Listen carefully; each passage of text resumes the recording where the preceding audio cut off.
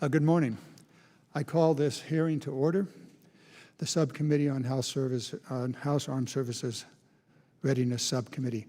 As I review the subcommittee's work over the last several years in preparation for this hearing, one central theme jumped out at me.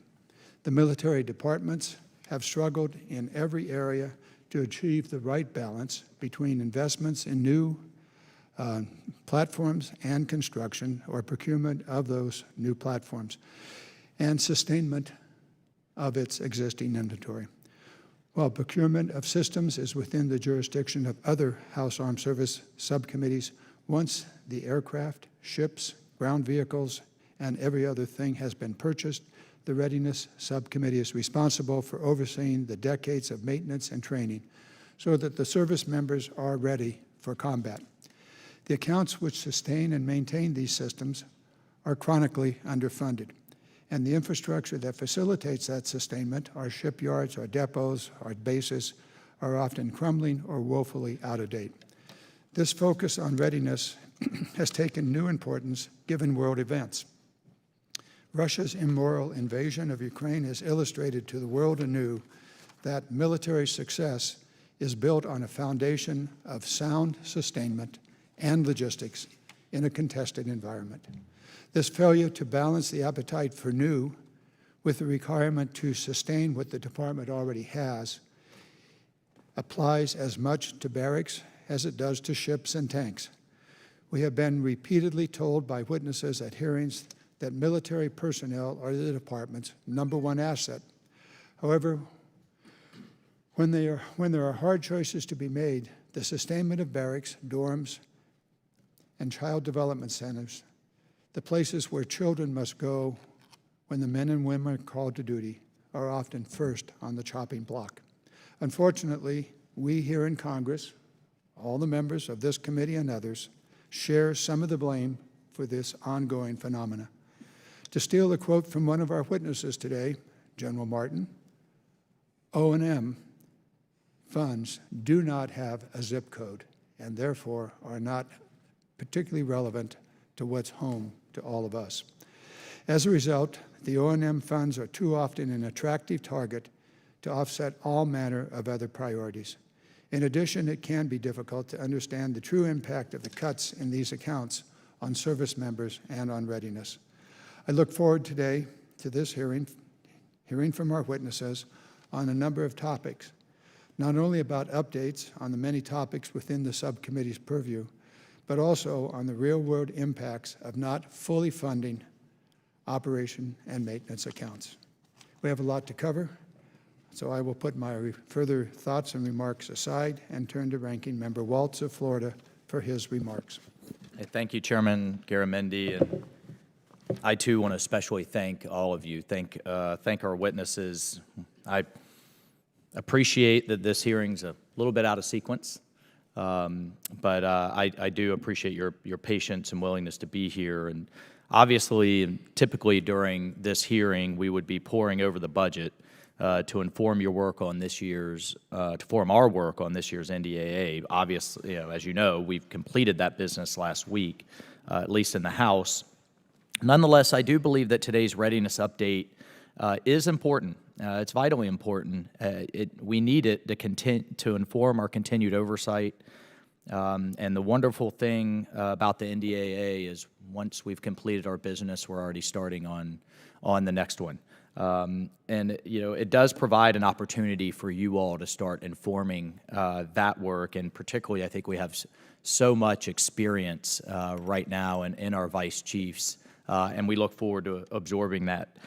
That said, I, for one, am frustrated, as I think you just heard from the chairman, since coming to this position at the number of cuts from O&M that we continue to see from all sides. At the end of the day, we're seeing these cuts to pay for lines and programs that do have a zip code. And in my view, that's unacceptable. Even as Congress adopted a $35 billion top-line increase to address in part record high inflation, we simultaneously tied your hands behind your backs. And this comes at a time when the threat landscape couldn't be more complex from what we're seeing with the CCP's rapid military buildup. I'm firmly convinced and just had a trip out to the Indo-PACOM region that if we continue to tread water within the next decade, the CCP will modernize its military, bring it to parity, and in some areas overmatch with our own. And when I talked to the Indo-PACOM commander, a key part of his strategy to deal with that is to have forces forward. That's a lot of O&M.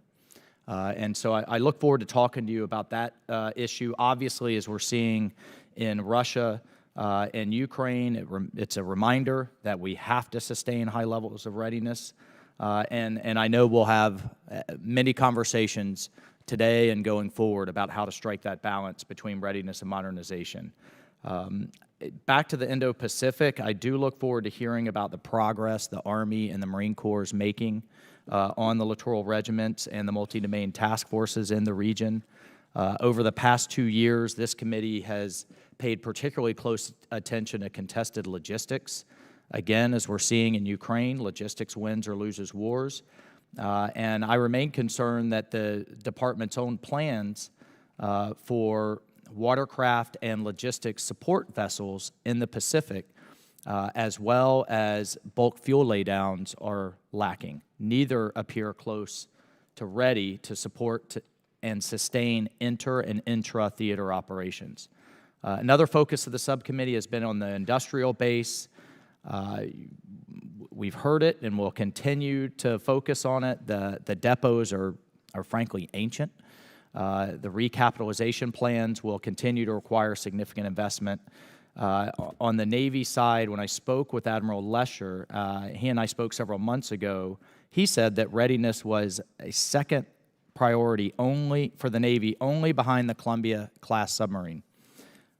Yet when we looked at the Navy's UPL list earlier this year, we found 5 of the top 10 unfunded priorities to be readiness-related. And among those key readiness degraders were spares, repair parts, and organizational and depot-level maintenance. So I know we all need to make those difficult trade-offs. I know we don't have an unlimited budget environment, but I do believe, as long as I'm honored to sit in this position on this committee, that it's time for all of us, the services and Congress, to put our money where our mouth is. We have to do better on these readiness accounts. And again, that is across the board. I thank the witnesses. I'll yield, Mr. Chairman. Look forward to this hearing. Thank you, Mr. Walsh. You are echoing or leading the same set of questions that are on my mind. Before we formally introduce our witnesses, I do want to recognize General Martin, who is retiring soon. And after 40 years of service to this country, extraordinary record. I do understand that you cut short a very important task back in Texas, something about moving into a new home and duties of family responsibilities. So thank you very much for being here. We recognize your service, and we very much appreciate your dedication to duty and to this committee. And I will send a formal, I'm so sorry to your wife. I understand these things very, very clearly. So with that, Mr. Walsh, would you like to add? Yeah, thank you, Mr. Chairman. General Martin, thank you for your service all these decades, but more importantly, thank you to your family. It's a team effort, and they're the ones that bear the sacrifices, whether it's deployments to overseas or deployments to Washington, D.C. I'm not sure which is worse, but yeah, I was reviewing your bio, and I too started out as an armor officer, so you made a great decision there to have a career as a tanker. A little disappointed you're not retiring in Florida. Everybody makes mistakes, but well earned, sir, and thank you. Well, I think I said earlier that all politics are local, something about zip codes. Thank you so very much.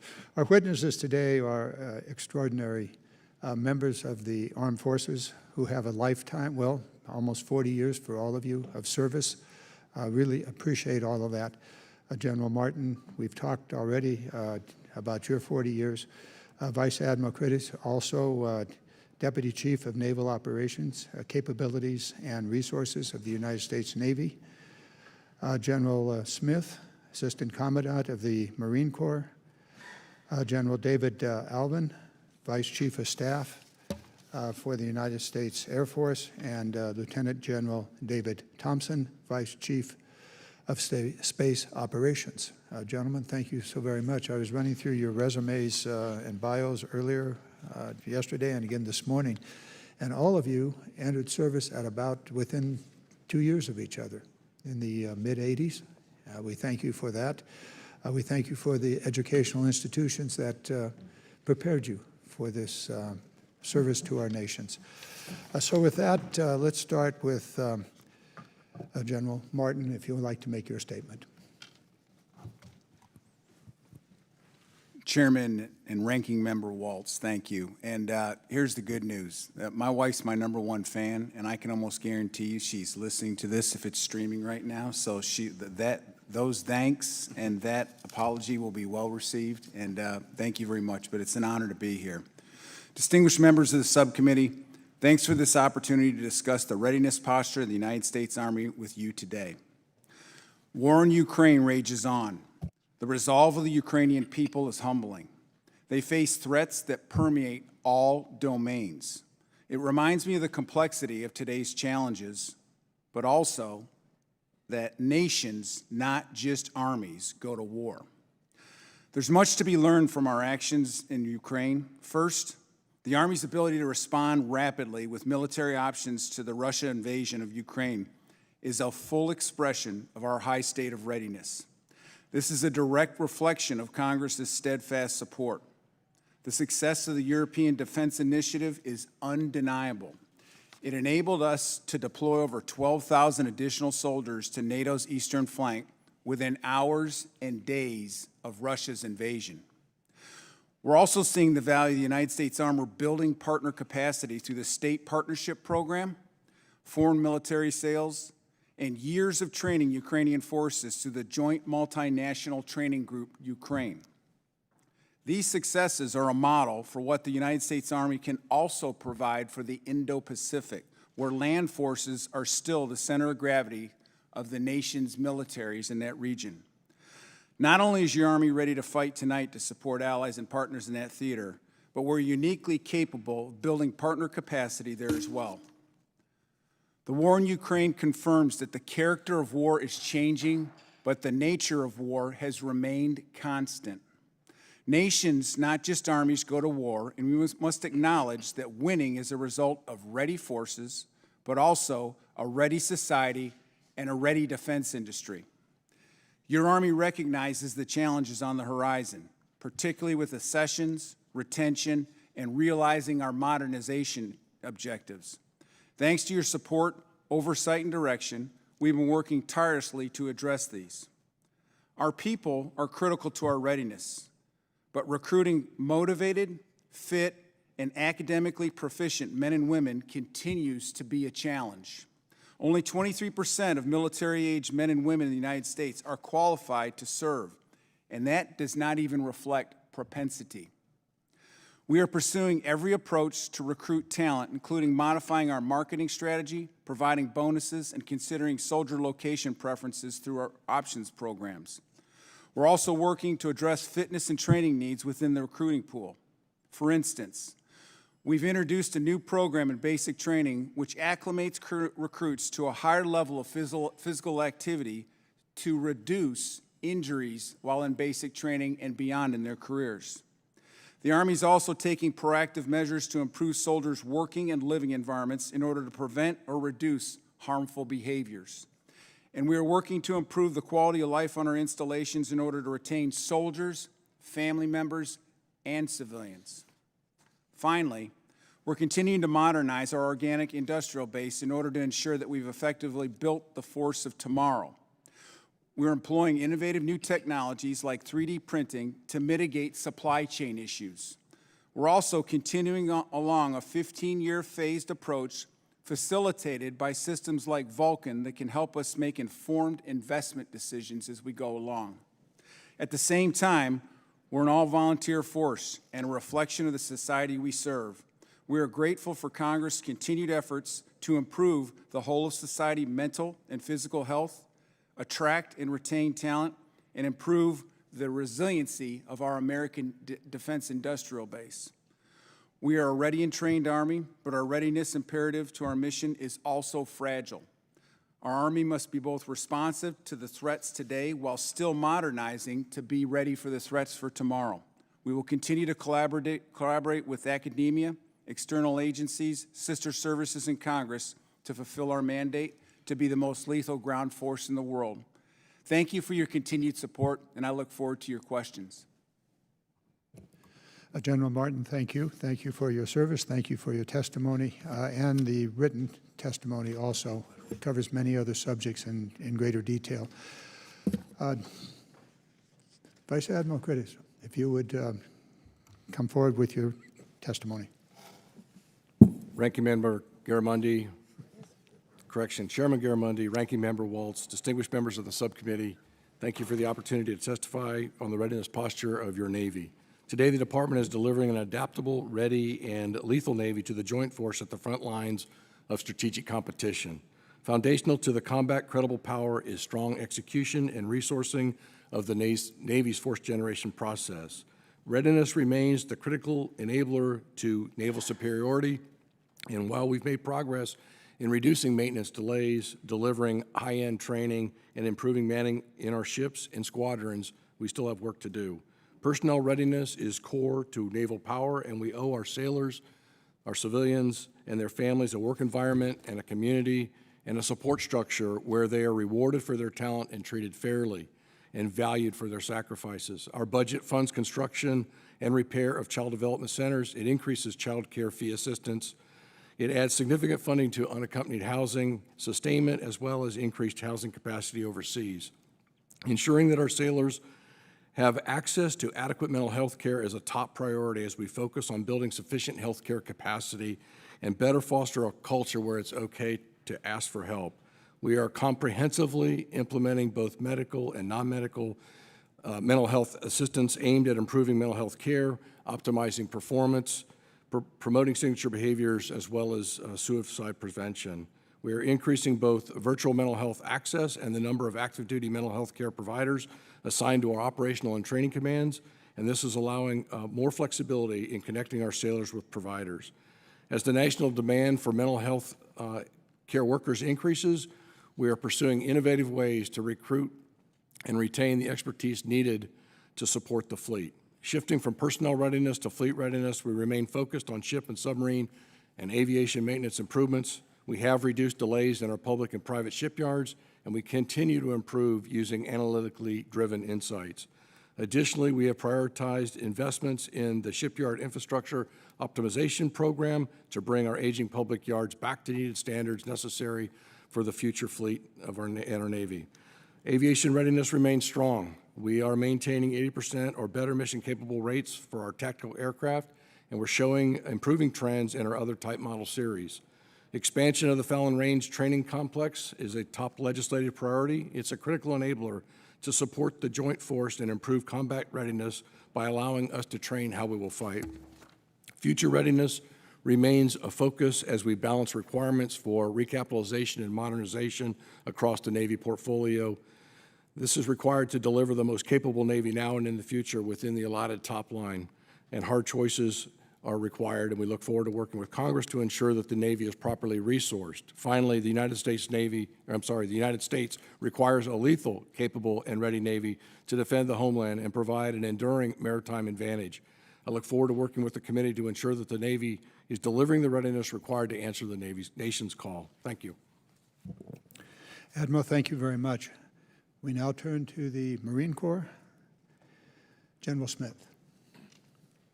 Well, thank you, Chairman Garamendi, Ranking Member Waltz, and distinguished members of this committee. It's a privilege to get to appear before you today, and I'm grateful for the opportunity. The Marine Corps remains your nation's crisis response force, the 911 force. We are ready to deter and defeat those adversaries that would challenge us. We provide a contribution to the naval and joint force that is very unique. Our identity as Marines centers on being ready to deter, fight, and win as individuals, as units, and as a corps. Everything we do is in support of warfighting advantage and being the most ready when our nation may be least ready. That's our obligation to the American people and to you. The Marine Corps is currently executing an extensive modernization campaign known as Force Design 2030 to best prepare us for the pacing threat posed by China.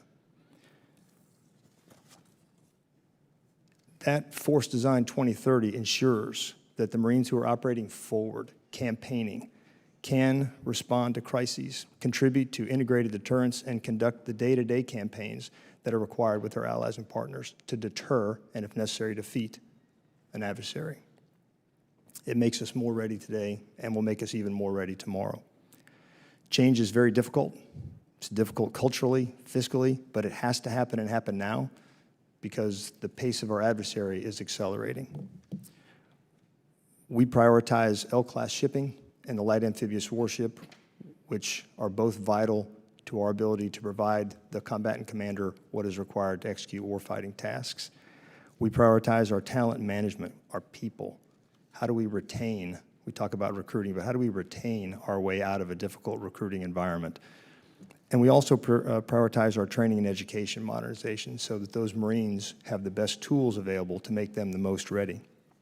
And every dollar lost, to your point, Mr. Chairman, on O&M means that a Lance Corporal or a Lieutenant shoulders a greater share of the burden, and we should not and cannot allow that. And I would simply close by saying that your support and oversight of our readiness efforts enhances and preserves our lethality as the nation's crisis response force, and we are very grateful for that oversight. I look forward to your questions, and I would return the courtesy as Congresswoman Spear closes out also nearly 40 years. Ma'am, thank you for making us better. We have a saying that steel sharpens steel, so thank you for always asking us tough questions. It does make us better, and we salute you for that amount of service, ma'am. Thank you, Mr. Chairman. Having worked, thank you very much, General. Having worked for nearly 40 years with Congressman Spear, you're quite correct about the steel.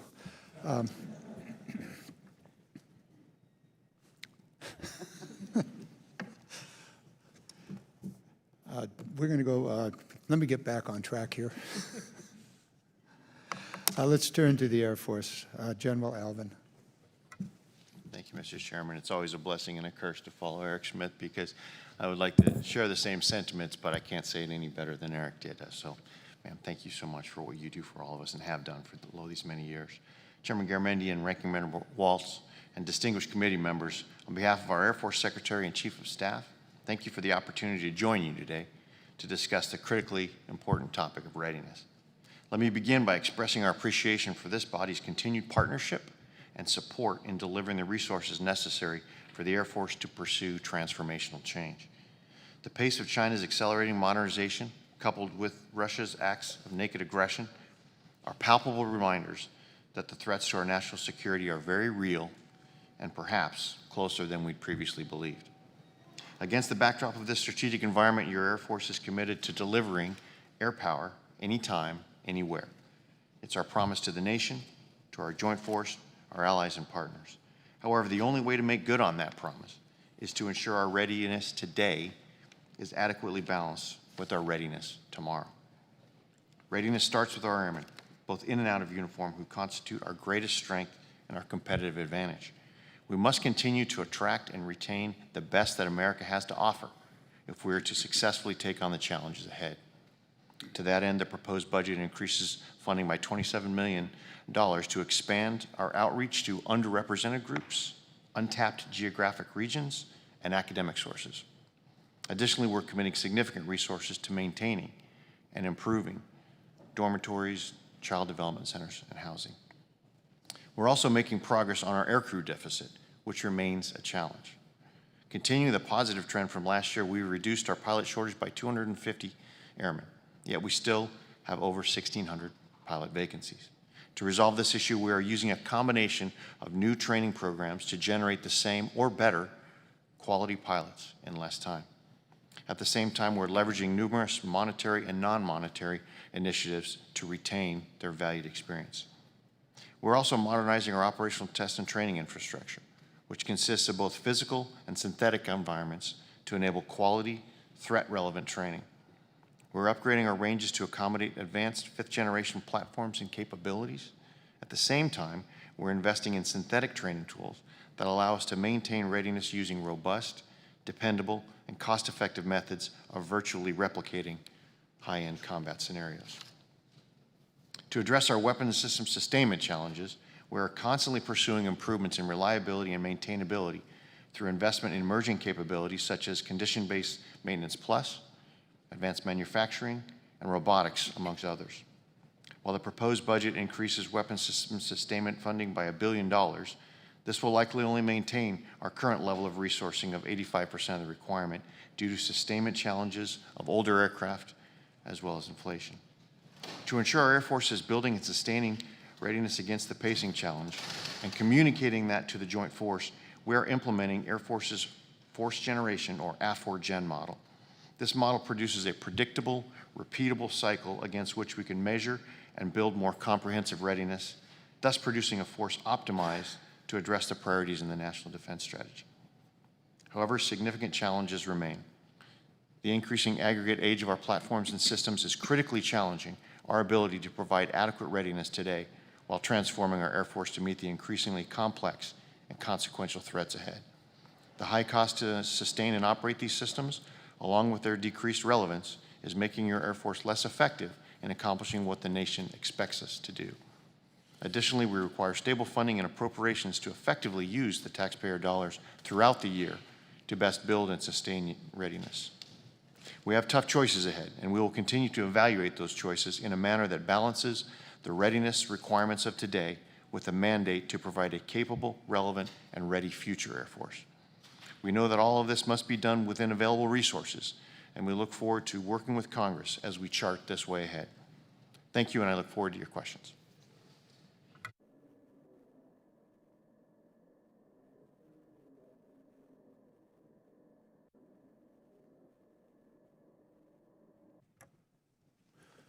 Chairman Garamendi, Ranking Member Waltz, and distinguished members of the subcommittee.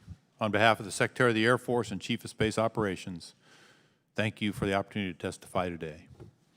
As we examine the readiness of the Space Force to accomplish its missions, the driving factor is a relatively recent and dramatic shift from space as a comparatively benign military domain to one that is contested. As this committee well knows, the capabilities and benefits provided from space are vital to our way of life and critical to effective military operations in all other domains. Over the past 2 decades, our nation's space sector has made dramatic technological advancements that have profound impact on all facets of human endeavor, and strategic competitors have taken notice. They've made a concerted effort to offset our civil, commercial, and military advantages in space. In short, the permissive environment that benefited the United States for decades has changed forever. Russia and China continue to pursue increases in capability and show a willingness to threaten U.S., allied, and partner operations and assets in space. Their actions are not aimed at preserving peace and stability. Rather, they are rapidly developing and fielding space capabilities with aggressive military intention. The readiness of the Space Force must be measured against our ability to respond to these challenges, not today's operations.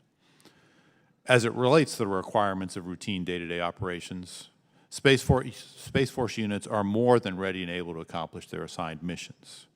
However, when measured against the ability to respond to an adversary in a contested domain, much work remains to be done. The training standards and equipment that served us well in the past are not sufficient to address the threats we expect to contend with now and in the future. To that end, the Space Force is actively redefining and redesigning our force readiness model and training standards to more effectively prepare Space Forces in support of the national defense and our assigned missions. Let me take a moment to describe some of those shifts. First, the key challenge for the Space Force crews that execute missions continuously in peacetime is finding extra time to conduct training that will be needed to conduct those missions in conflict. To address this, we've developed a new force generation model specifically tuned for employed-in-place forces executing 24/7, 365-day missions. This new model constructs force packages and introduces a rotational cycle that allows Guardians not only to execute their day-to-day responsibilities, but also preserves time to conduct much-needed advanced training and readiness activities. This model allows us to address the readiness requirements of each unique crew member, say a satellite operator, an intelligence specialist, or a cyber defender, providing them with dedicated time to improve their skills against the most challenging threats. It then brings them together as a crew to complete their readiness training and fully prepare before we commit them to operations for mission execution day to day. The second change in our training regimen is in the area of equipment. Today, Guardians train by and large on equipment designed for operations in that benign environment. The focus of this training is procedural proficiency for routine operations. There is much less thought given to the training of tactics necessary to counter hostile action. Our Guardians need different training objectives and tools for this contested domain. To meet these needs, the Space Force is actively pursuing a full-spectrum operational test and training infrastructure.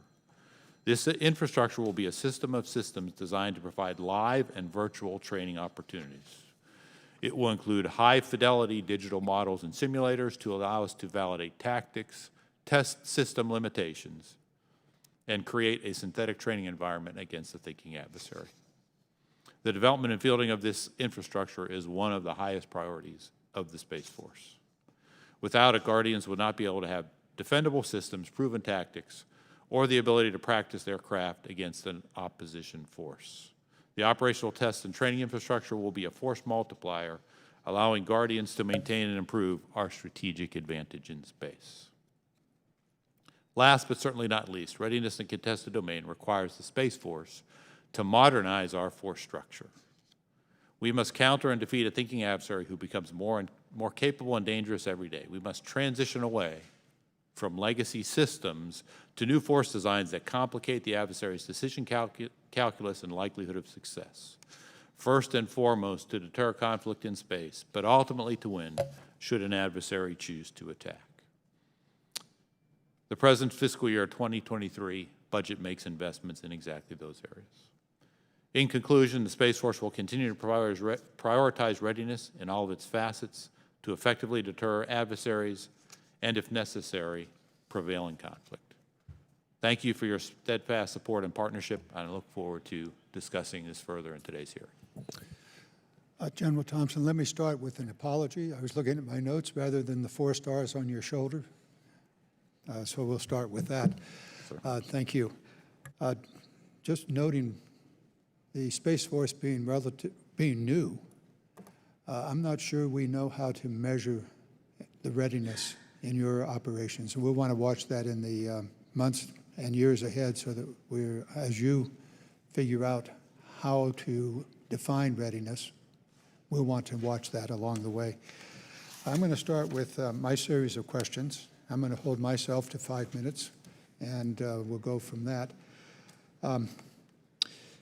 We're focusing, or at least I'm focusing, I think Mr. Walsh also, on O&M, probably because of the recent activities in the putting together our version, the House version of the NDAA, where O&M was the place where raids occurred. They're targeted for other priorities. We see this in budgets, we see this in reprogramming, and unfortunately, we see this in the Congress, most recently with the NDAA, when this account is often used to offset competing priorities. I believe part of the reason for this is because operations and maintenance accounts are opaque, and it's hard to understand the true impact of these cuts. Therefore, I'd like to know what these impacts are. I'd like to ask each one of you to quickly give us a real-world example, perhaps 1 or 2, of what the impacts are when maintenance accounts and operation accounts are cut. What does it mean? I'm going to start a little different order here. I'm going to start with the Marine Corps General Smith. If you can give us a couple of examples of what happens when O&M is cut. Thanks, Mr. Chairman. When operations and maintenance budgets are cut, you get one less flight hour for a new pilot. That pilot will eventually achieve 1,000 hours, but they'll achieve it a day or a week or a month later than they otherwise would have. That pilot, while ready, is less ready than he or she should be or could be. If O&M is cut, you may not be able to take the entire unit, a battalion, for example, to a major operation or major exercise, in the Philippines. So only half or a third of the unit gets the training that was offered to them at Balakatan or Cobra Gold. They are less ready than they otherwise would have been. They lack the experience that those O&M dollars would have brought them because spare parts didn't make the airplane ready or because the dollars for the fuel to provide that flight hour were not there.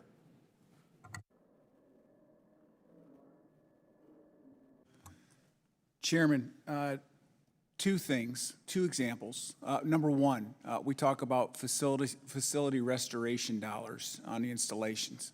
If the budget's less, the order of merit list, those projects we thought were the most important to attack that year is affected, and so the project at the bottom will probably not be resolved until the next year, and so it's a rolling cachet of projects on each of our installations or some of our installations that are affected. And the second one, it answers your questions, but it's a nuance, and I'd like to mention it in this testimony.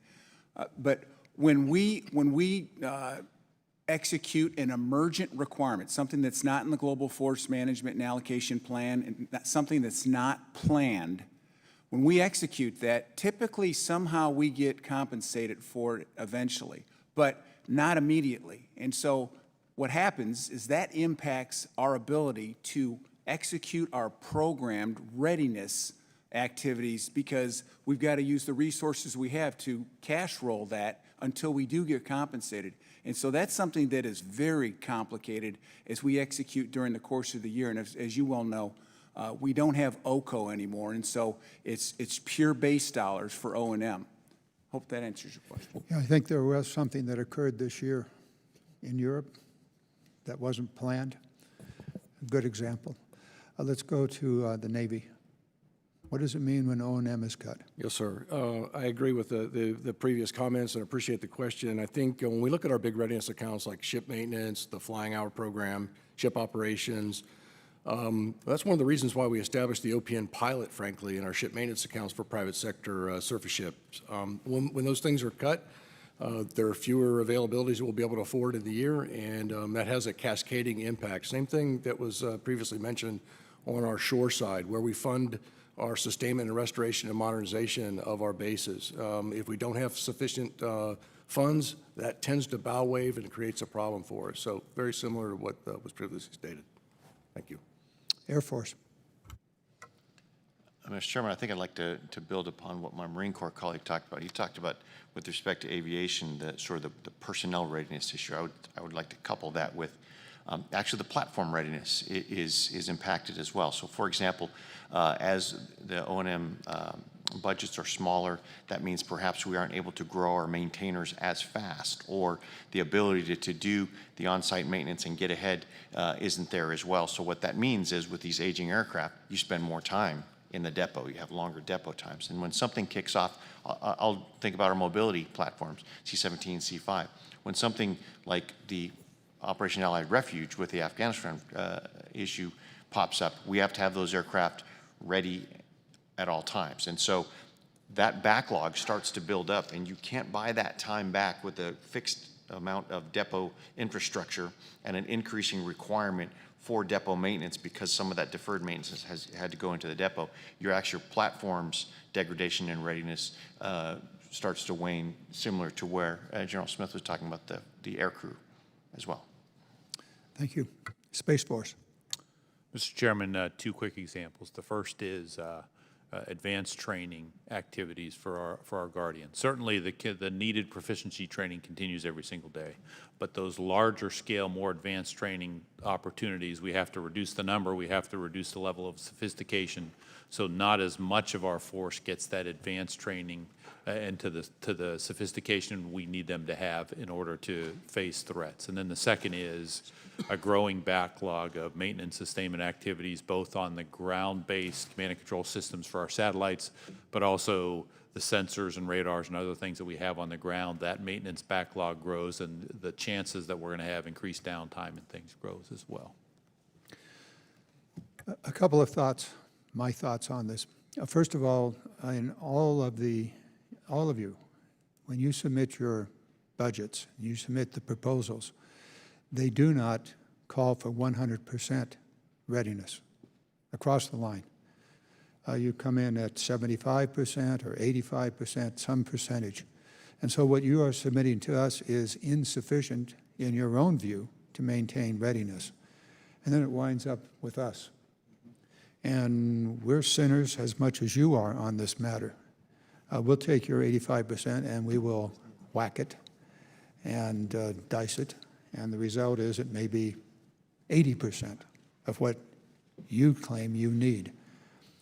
And so I raise this issue for our own discipline as we go into the final drafting of the NDAA and the appropriation process, that the readiness accounts really are critically important. New platforms, equally important. The good news that I have next to me, I have the chairman of 2 subcommittees, and I'm sure they're listening. I know that we've talked about it amongst ourselves, and I'm sure Mr. Walsh has on his side with the ranking members. With that, I will yield to Mr. Walsh, and as we come back around, I'll have some more comments. Mr. Walsh. Thank you, Mr. Chairman. I appreciate all of your calls ahead of time. General Martin, we talked about Guard and Reserve readiness, and particularly as it pertains to the looming decision on discharging potentially 60,000 Guardsmen and reservists over the vaccine mandate.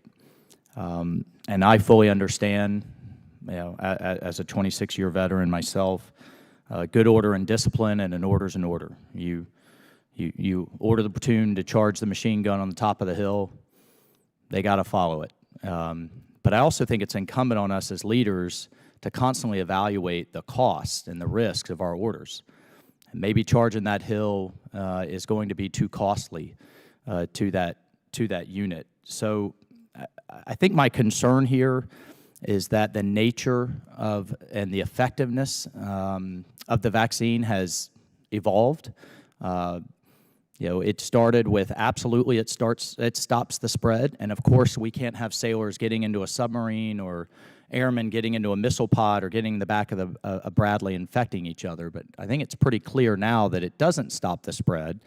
It's more of a decision on what type of symptoms you want to incur or risk in your personal capacity, making it much more of a personal health decision.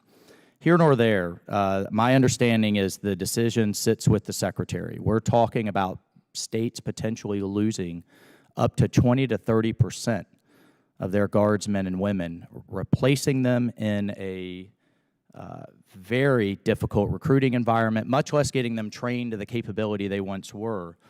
I don't know how you get there. So I understand it sits with the Secretary, but what's your contingency plan to replace those capabilities on that type of scale if the Secretary sticks with his decision and discharges 60,000 Guardsmen and reservists?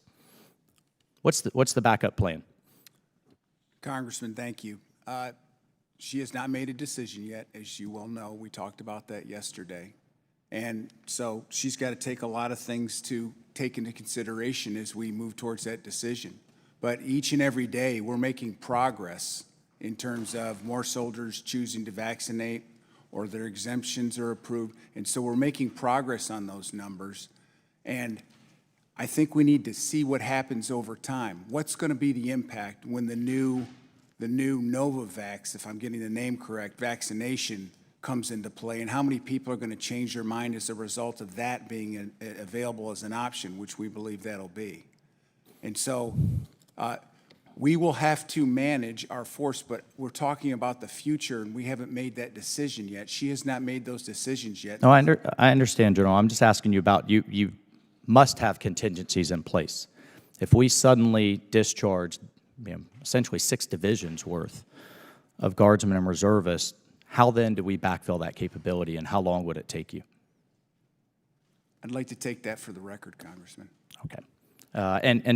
And for the record, I've taken the vaccine. I think that this isn't a political issue. I'm just talking about weighing that risk of a guaranteed loss versus relatively healthy men and women with a fraction of a percent that are getting seriously ill at this point. I'd like to just stick with you, General Martin. Mr. Chairman, do you think we're going to have to come around for another round? Can you just take a moment and talk about the Army's role in the Indo-Pacific, how critical it is in terms of our security assistance partners, our allies, soldiers waking up in a foxhole next to an American soldier, how the majority of the chiefs of defense and our allies across the Pacific are actually Army officers. I think a lot of people would assume that they're Navy. And as we continue to shift in line with the National Defense Strategy, I think it's important to understand the Army's role in these exercises. And the carry-on there is you having the O&M dollars, you having the readiness to be able to carry them out and have those forces forward. Thank you, Congressman. Land power matters anywhere in the world, and it is my assertion that in order to win in a complicated environment that's in the Pacific, it's going to require a complete joint force, and land power will be a part of that joint force. The Army provides a significant amount of capability in building partner capacity, as I talked about in Ukraine, and we're doing in the Pacific with security force assistance brigades. But it also has capabilities such as long-range precision fires that'll be part of our multi-domain task forces. We have 2 that are dedicated to the Pacific right now. We have a logistics network that is reliant upon United States Army watercraft and land forces, port opening capabilities and other capabilities on the land to deliver capabilities so the joint force can be supplied. We have supreme command and control capability for joint forces. And of course, we have our traditional forces and air and missile defense capabilities that are there.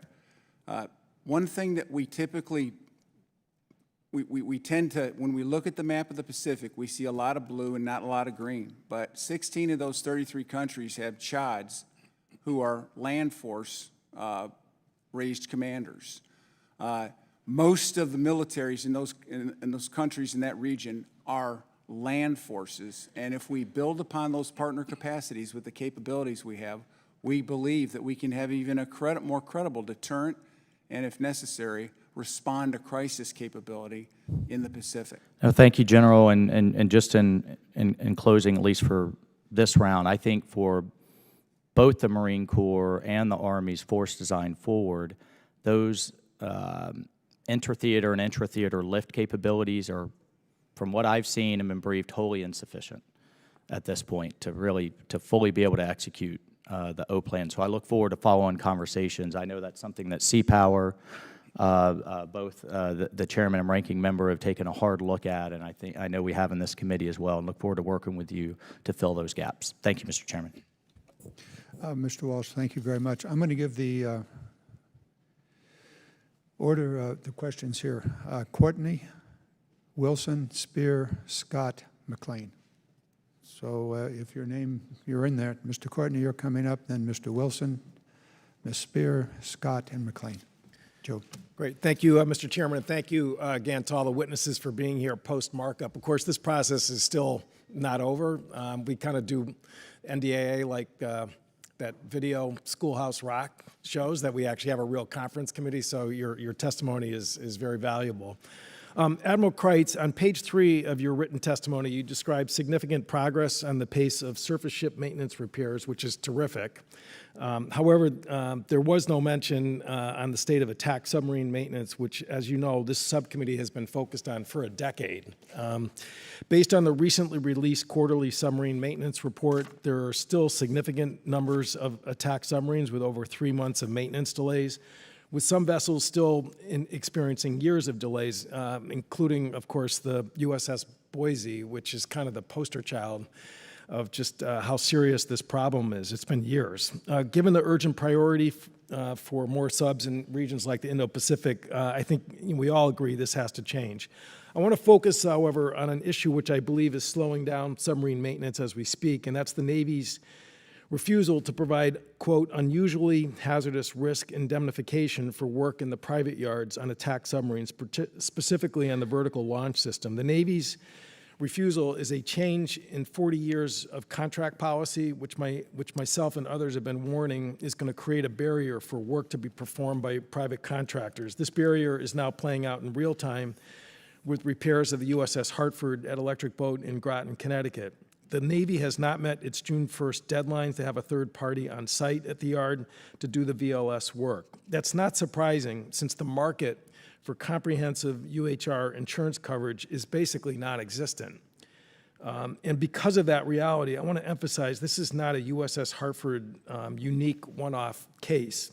The Navy made a systemic change to UHR, and it's going to impact other repairs work contracts that had previously been fully indemnified and that are going to expire as time goes on. And I think it's blindingly obvious that the Navy is not going to find private contractors if they can't find insurance. And it's just a simple reality. I realize, Admiral, this is not sort of your portfolio to do the contracts, but it affects readiness. If we're going to have, in my opinion, self-imposed delays because of contract issues. In the NDAA that we just finished, Section 815 of the bill modified the indemnification authority, which basically took it out of the Secretary of the Navy and pushed it up to the Secretary of Defense, which, honestly, there's some of us who we're all very pro-Navy, and we're not, but it's a message that this issue really is just screaming out for a resolution. And I honestly believe there's a compromise here. We can have contractors get insurance, risk insurance, to the maximum that's available in the market, but that as was the case for 40 years, that the Navy will be there sort of as a backstop, kind of like TRIA, which is again a way to cover high risk activity. And again, I'm really just sort of bringing this up to flag it for the department, which is that we're already seeing the delay that's happening with Hartford, and it's there's no contractor that's in place to do the vertical launch system, and you have to have that, right? I mean, if you're going to do a full maintenance availability. So I just wonder if you could just comment. Yes, Congressman, thanks very much for the question. And let me just say that the submarine force that we have today is the greatest the world's ever seen. And I'm biased, but you can put that in the record. It is impressive, and we need to continue to get our submarines into maintenance, and we need to get them out of maintenance. We have made progress in the public sector, and we've increased our manpower by 40% of workers over the last 10 years. We're making improvements. We are going after data-driven specific efforts to understand where the challenges lie. It's in areas of new and growth work and the way we plan and making sure that we have the parts and pieces available early. With regard to the private sector, we need that capacity. We are close partners with Electric Boat as well as Newport News. I would just say that with regard to indemnification, you're right. I'm not a contracting expert here. I know that the Secretary of the Navy has been looking at this, and what I will do is I will take your comments back to the Secretary of the Navy, and we will come back to you. I appreciate that, and again, the door is always wide open in terms of continuing this effort. Thank you. I yield back. Thank you, Mr. Courtney. Mr. Wilson, you're up. Thank you, Chairman Garamendi, and I'd like to Thank you, Mr. Chairman, for the opportunity I had to be with you and Patty on the delegation that we visited in Romania for visiting with our Black Sea allies, Romania, Turkey, Bulgaria, Georgia, Ukraine, how important that was to see the security of the Black Sea region. Additionally, I had the opportunity to be with you at the at the OSCE Parliamentary Assembly in England. And then it was so meaningful to me to be with you as we went to Helsinki, Finland, and to Stockholm, Sweden, to welcome Finland and Sweden into NATO, how important that is. Also, Congressman Walz, ranking member, I was really grateful to be with you in Kyiv December last year. What a life-changing experience it was for me, and I appreciate your outspoken service on behalf of our country with your background, Green Beret. And then I'd like to tell General Martin, thank you for you and your family's 40 years of service to our country. And I also share your recognition of the resolve of the people of Ukraine for victory, which is just so important for the security of the American people, that the people of Ukraine are victorious. With that in mind, I appreciate the leadership of Brigadier General Patrick Michaelis of the U.S. Army Training Center at Fort Jackson, South Carolina. Fort Jackson is the Army's training center of choice for basic combat training and installation consistently recognized for excellence, where 60,000 troops received initial entry training before entering the ready force. Given our increasing challenges with recruitment, what are the initial entry training centers doing to improve the physical readiness while minimizing injuries to the increasingly sedentary pool of recruits? Congressman, thank you, and it's great seeing you again, and appreciate your words. So about a year ago, the Training and Doctrine Command started a program where we embedded medics and behavioral health specialists at the battalion level in each of our training battalions. And the results are undeniable. In that year, we had 1,700 fewer trainees that were removed from basic training last year compared to 2020. So we're going to continue to resource this program and continue to grow it, because any attrition you have in the training pipeline is attrition that you won't receive in the operational units or elsewhere in the Army. And so it's really important that we continue to work at this. And Paul Funk in Training and Doctrine Command and Pat Michaelis are leading that effort with that initiative. Thank you very much. And I do want to echo Ranking Member Waltz, too. I am concerned about removing our troops, and that every effort should be made to provide for exemptions so that we can maintain the service members that we have. With General Smith, I'm really grateful that I previously represented Parris Island. In fact, my son is a Navy doctor there at Beaufort Naval Hospital, and so I have a great appreciation of Marine service. And with that in mind, I'm also grateful to be the Congressional Military Youth Programs Caucus Chairman, and part of that is the Young Marines Program. And I want you to know that I was really grateful the NDAA includes funding for this and authorizes DoD funding, and how meaningful this can be for recruitment and also opportunities for young people to serve. With that in mind, what is the status of the of Marine Corps recruiting, and wouldn't it be helpful to have the young Marines be part of this? Congressman, good to see you, sir. We appreciate the support for any program that offers to the American people the true value proposition of service. Young Marines is one of those examples. Rather than call it a recruiting tool, I view it as offering to everyone a genuine glimpse at what the value proposition of service is.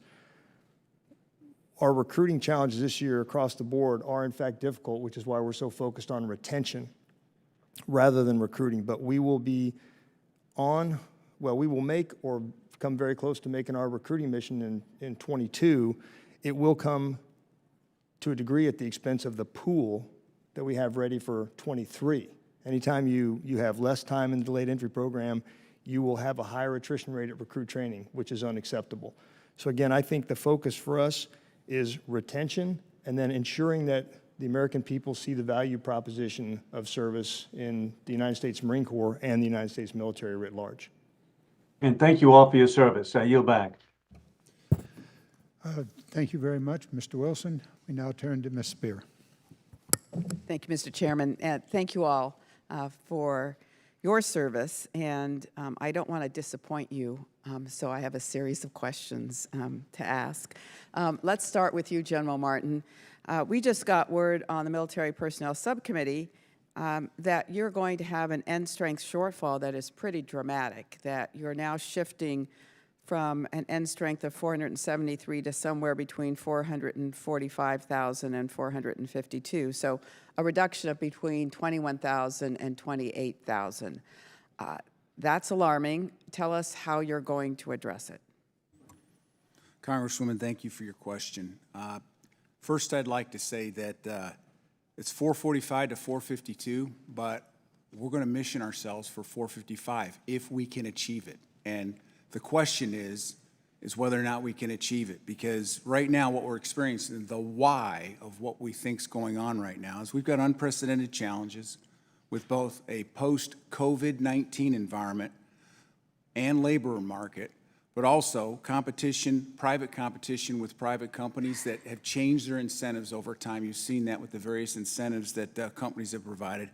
And then what we call as a result of that, a decreasing propensity and requisite qualifications to serve. That's why we've gone from 29 to 23% of the population that is available to serve, and that's not even propensed. And so that projection for 23 is correct. We believe that we'll land at 466.4 this year for an end strength. If we make our recruiting objectives, and of course that will impact, if we're over or under, that will impact next year's end strength as well. We're taking that all into account. Okay, General Martin, I'm going to have to move on, but I think that, Mr. Chairman, we might need to have a subsequent hearing on this because it's pretty serious. And if we need to make some changes to be able to attract more talent, then we need to look more carefully at that. Let me move on to you, Vice Admiral Kreitz. Two questions for you. The Air Force and the Army have instituted a policy that requires leave to be presumptively approved for women who are seeking a medical procedure such as an abortion or other reproductive health. They're not required to tell their commanders the specific reason for their needed leave. I'm not sure what the Navy's policy is. Can you enlighten us? Do you have presumptive leave? I guess the question is. Thank you for the question, Congresswoman. That is determined between the health provider and the member. So the health provider will determine the amount of leave required as the result of miscarriage, for example. No, but my question is, are you presumptively going to provide leave and not ask any questions as the Army and the Air Force are doing? I mean, I'd love to see some consistency on this policy. Let me, I believe that today the policy that we have is that decision is managed at the healthcare provider. So the answer, I believe, is no, but let me come back to you with the details of why and the logic, if you will, please. All right. The Army and Air Force also have established a policy of between 1 week and 6 weeks of convalescent leave following a miscarriage, depending on the circumstances. Would you please report back to us on what the Navy's policy? If we don't have something consistent across the services, we are making a huge mistake. So I would ask you to do that. The GAO reported that the typical service warfare officer gets less than 5 hours of sleep at night. I want to know what you're doing to enforce the Navy's fatigue management policy. Absolutely. Thanks again. That was a 2020 GAO report that was done. There have been a number of efforts that are underway. We currently have a revised policy and watch standing for our surface warfare officers, and for all folks assigned to the ships are required to get 7.5 hours of uninterrupted sleep. We're also working watch bill software, which will allow us to better understand in real time as we work the details of who's on watch, how many, if people are being impacted. There are a number of different efforts that are underway, including trying to lighten up some of the mission sets that the ships are required to do at sea increasing the number of training opportunities there are in port. So this is definitely a focus area, and So are they getting 7.5 hours of sleep? yes, ma'am. And you're auditing that? Yes, ma'am, including yes, ma'am. All right. I have another question on the suicides at USS George Washington. I'll wait for the second round. Thank Is you, it Mr. going to be Chair. a second round? We're going to go for 2 hours, and I'm sure there's going to be a second round. Mr. Scott. Thank you, Chairman. Excuse me, Mr. Scott, let me give the order here. Scott, Kalehi, McLean, Moore. Thank you, Mr. Chairman. General Martin, you've talked about the reduction from 29% to 23% in the 17 to 24-year-olds that are eligible to serve. The military health systems, named Genesis, might be more appropriately named Exodus. How much of this reduction comes from the change in review of the health status? Thanks for the question, Congressman. So as you know, MHA Genesis is new. And so what I'll tell you is I think that it is beneficial for us because it's helping us see things that we couldn't see before. But what we're struggling with a bit is learning how to live with Genesis and understanding the timelines that are associated with some of these background checks that result from the checks in the system. And so we've leaned the process down almost to 50% of what it was before, but it can still take longer. But what we're doing is we are putting some measures in place. We're committing some resources at different levels. We're asking for licenses for MHS Genesis at the battalion level where medical professionals can access it so that we can see some of these waiver requirements in advance so that we're not waiting till the soldier or the prospect arrives at the MEP station to do that. So we're working with Genesis. We've got a path forward. I feel very good about that path forward, but it has had an impact on our ability to rapidly move soldiers through that process at the MEP station, which typically took about 14 days in the past, and it was about 3 times that when we first started. If you had an all-state athlete that had a sprained ankle that they were treated for, would that person be caught up in the Genesis system and slow down their process? Congressman, I'd have to have someone from our recruiting command or from the Surgeon General office talk to you about the specifics of the different checks that they make. But I don't think that would fall into that category. I've heard serious complaints about the Genesis system and from other commanders and what it's doing to the recruitment. I'd be interested to know if issues like a sprained ankle, an athletic injury that did not require surgery, or something as simple as a broken bone was creating problems in the system with getting our recruits in. Have any of the rest of you got comments on the Genesis system with regard to what it has done to the recruitment? Is it consistent among all of the branches that it's slowing?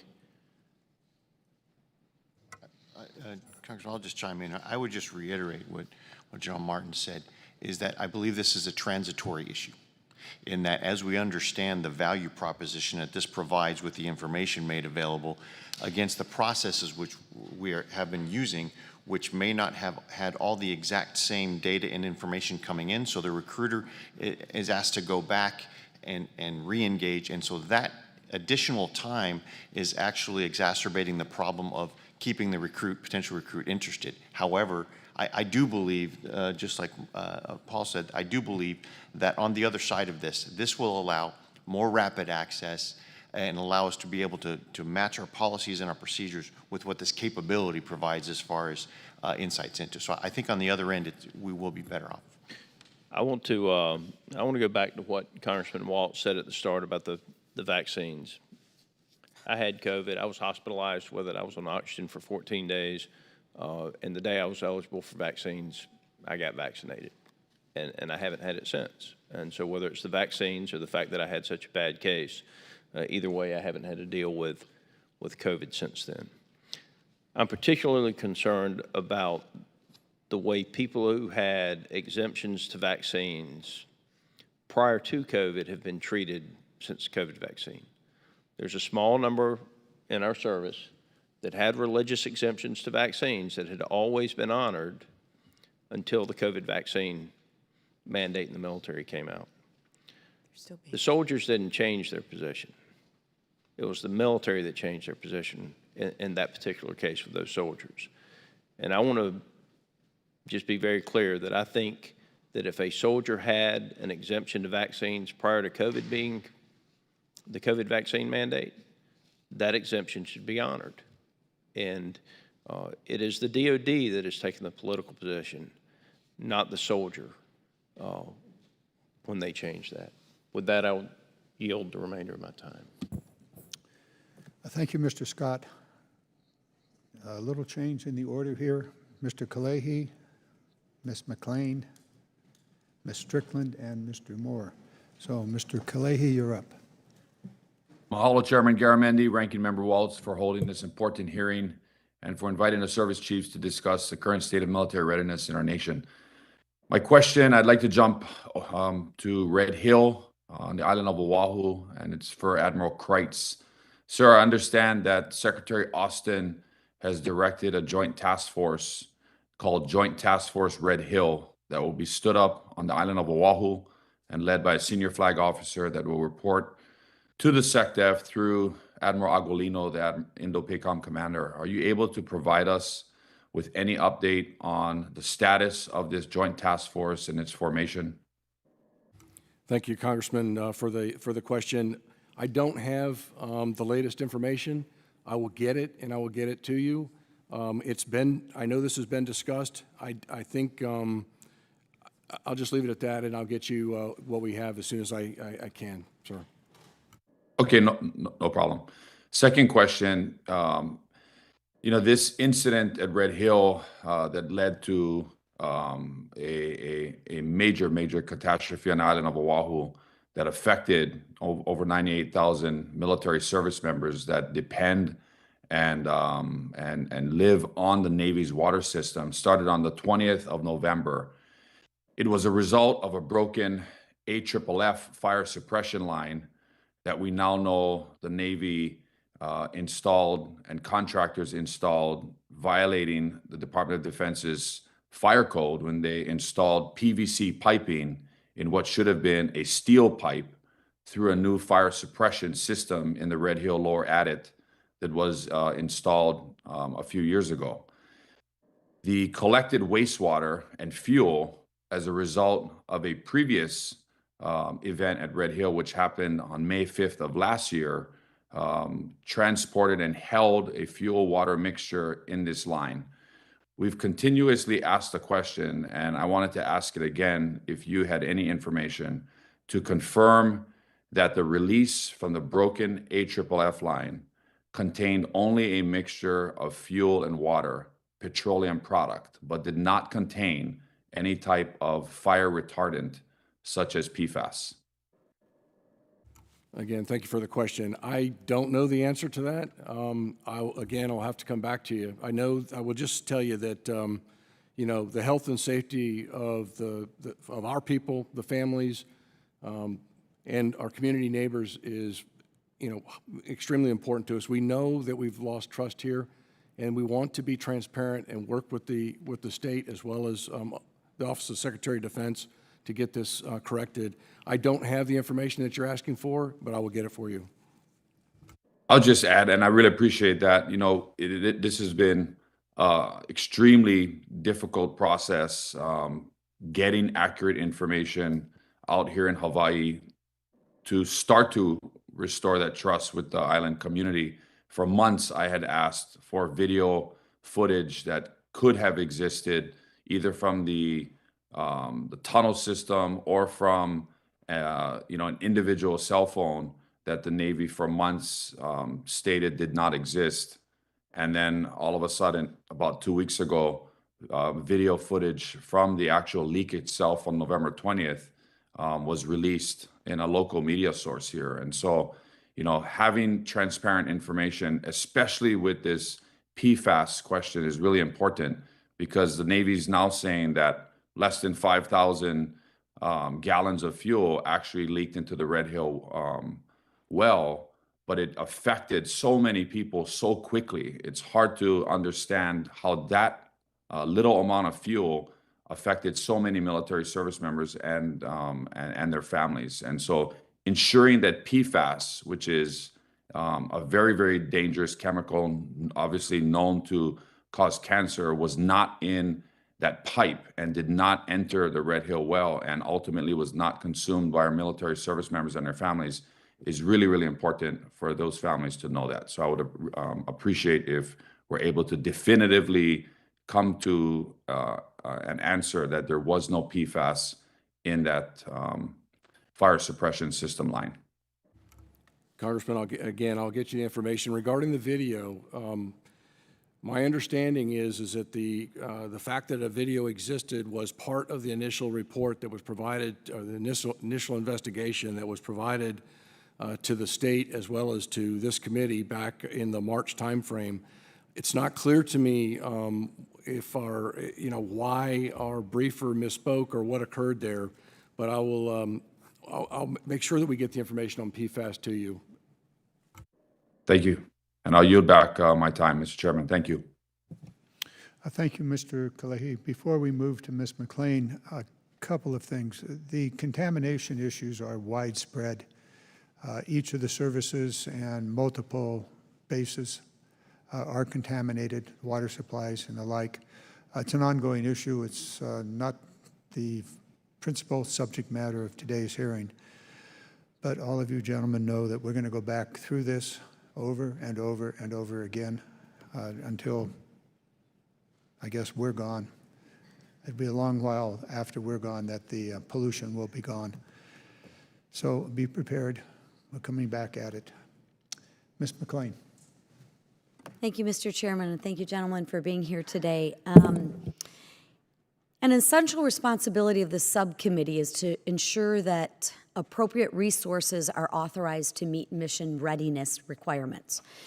Yet, unfortunately, we consistently lack the level of detail in the annual budget request to conduct this critical oversight work. When procuring a weapons system, there is a single line of funding. There's a single line of funding to develop that system and a single line to buy the system.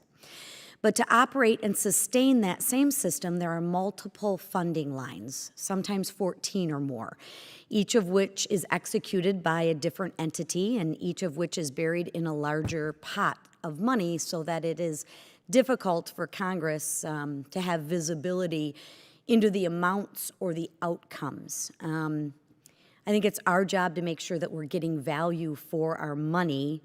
And I really think the first question that we need to ask ourselves and answer is, what are the DoD mission readiness requirements in support of the National Defense Strategy? To that end, in FY21 NDAA, we codified a requirement in Section 118 of Title 10 U.S. Code for the service to submit readiness objectives and metrics for every major weapons system along with budget materials, starting with the FY23 request. In our last subcommittee hearing, I asked Secretary Marani why DoD has yet to submit the materials required by Section 118 of Title 10. He didn't have an answer. He said he would get back to me. I'm still waiting. So I will ask all of you gentlemen this question. When can we expect your services to comply with this requirement? And maybe you have and I haven't seen it.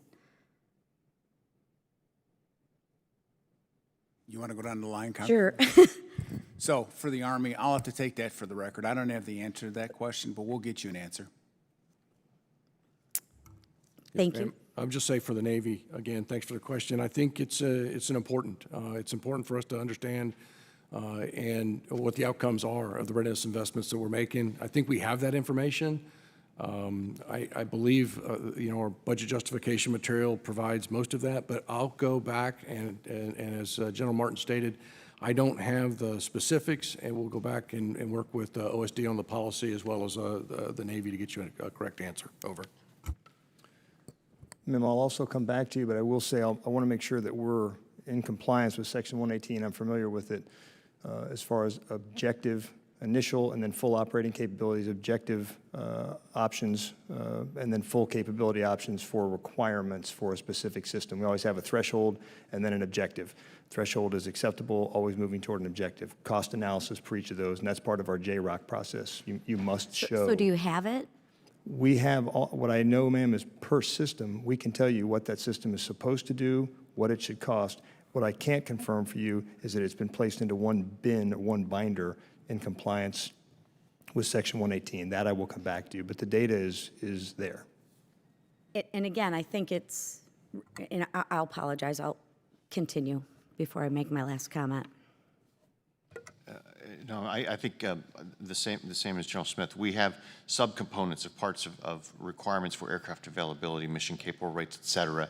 But as far as having that roll up, ma'am, we need to make sure that we have that in per Section 118. If there's a format template, I'm not sure that we have complied with that as far as the comprehensive piece, ma'am. Congressman, we're in the same position. I need to understand exactly what you're asking for and make sure that we provide what it is. And again, I think our frustration, or I'll start with mine, is we're spending a lot of taxpayer dollars, which I'm happy to spend to secure our nation. But the frustrating piece is we need to go back and we need to make sure that we are getting value for our dollars and that there's a metric that Congress lays out, which I think is pretty clear. I think it's extremely disappointing that all 5 of you don't have the requirement. So I will ask my second follow-up question is, when can we expect to get it? Because when I asked in the last committee hearing, it was, well, I don't have it, but I'll get it to you, and I'm still waiting. So my follow-up question is, when will I have, or when will we have the requirement by law that you're supposed to give to us? I'm looking for a specific date. Congresswoman, without understanding exactly where we're at in the process, I mean, it could be today if we've got it, but So when will you have an answer for me on when you will get me an answer? How's that? I can have someone answer you by the end of the day today. Perfect. Similar, we'll provide an answer by the end of the day. Thank you, sir. And we'll come back to you as soon as, and it may not be today, but days, to tell you what the time. How about by the end of the week? Is that fair? We just got to put a deadline or it'll go on into perpetuity. Okay, let's move this along here. Yes, ma'am. Back and forth, not going to work. The information was required by law. Please provide it as soon as possible. A couple of things beyond this one requirement, the Section 118. One of the things that is very much on my mind is that when new weapon systems are acquired, rarely does the long-term maintenance of that system considered. And it absolutely has to be. If we're going to have a bridge tanker, and it's different than the existing tanker, what is necessary to maintain that all the way down the line? And I think this is part of what that Section 118 gets to. Not only the new systems coming in, but existing systems. And to the extent that we can identify them, it may also be helpful. For example, the A-10, what's it cost to maintain it? And that may give us the answer, we ought to get rid of it or not. Okay. Moving on to Ms. Strickland. Thank you, Mr. Chair. Thank you to our witnesses, and I'm going to ask 2 lines of questioning, and hopefully we won't run out of time. I want to talk about the backlog of housing that exists at JBLM and other bases, and then the Army role in the Indo-Pacific. So I understand that Liberty Military Housing and JBLM are 2 years into a 6-year, $100 million renovation project, and these are long overdue. But after I sent a letter, there was an assertion that we only had a projected deficit of 245 homes by 2025. And as of today, there's a 776 housing deficit. And I say this because I get calls in my district office from families moving to JBLM about the cost of housing and the availability. And we know that on post, we never want to sacrifice readiness or preparedness, but there's an opportunity to build more housing at JBLM. So General Martin, what do you think it's going to take for DOD to add more housing on and off base to adequately house our service members? Thank you. Congresswoman, thank you for your question, and making sure that our soldiers and their families have affordable housing to stay in is a top priority for the United States Army. That being said, in most of our installations, 70% of the personnel live off post. JBLM is one of those unique areas where the cost of living is very high, and so it's something that's on the mind of the senior commander there. It's on the mind of the partner there. But the numbers that you lay out for me, I can't tell you in this venue with what the information that I have, what their plan is to go beyond that. But as it pertains to the Army as a whole and your line of questioning, we're trying to make sure that we've got the right balance of housing on post that is occupied to the appropriate level so that the vendor can provide the partner can provide the capability, but also provide affordable housing to our soldiers in a very safe and secure environment. But if you want an answer on JBLM as to whether or not there's going to be any changes there, I can get that for you. I just don't have that information with me today. All right, thank you. And in the Puget Sound region where JBLM is located, there's a housing shortage of 250,000 units in the entire metropolitan region. So even though they may live off post, there's still a crisis and it's still expensive. So if there's a way to adopt urban land use rules where we go higher and more dense on post, we can help alleviate that problem. My second question is basically around, in the Army's opinion, has the Russian invasion of Ukraine changed Japan's thinking on defense and national security, especially how it relates to Japan's Southwest Islands and how it would play in a possible invasion of Taiwan? Congresswoman, I can't speak for what Japan's position is or opinion is. That they're gonna follow the rules of their own sovereignty and the decision making that they would make. But what I can tell you is we have a very strong relationship with Japan. We recently had their chief of staff come visit us in the Pentagon, had great engagement with them. United States Army Japan has a great relationship with the Japanese. And so we're talking to them all the time. And in our exercises, we're starting to exercise more and more with them on a bilateral basis. And they're a very important partner in the region, particularly when you talk about the Southwest Islands and what posture potential that gives for them and for us. And so the Army's role in the Pacific, you started to talk about that, but then you asked your question about the Japanese. The Army's got a huge role in the Pacific. Yep. Command and control, integrated air missile defense, logistics, long-range precision fires, our multi-domain task forces, all part of a potent joint force that can provide a credible deterrent and, if necessary, respond to aggression in the Pacific. Thank you. I yield back my time. Thank you, Ms. Strickland. Mr. Moore.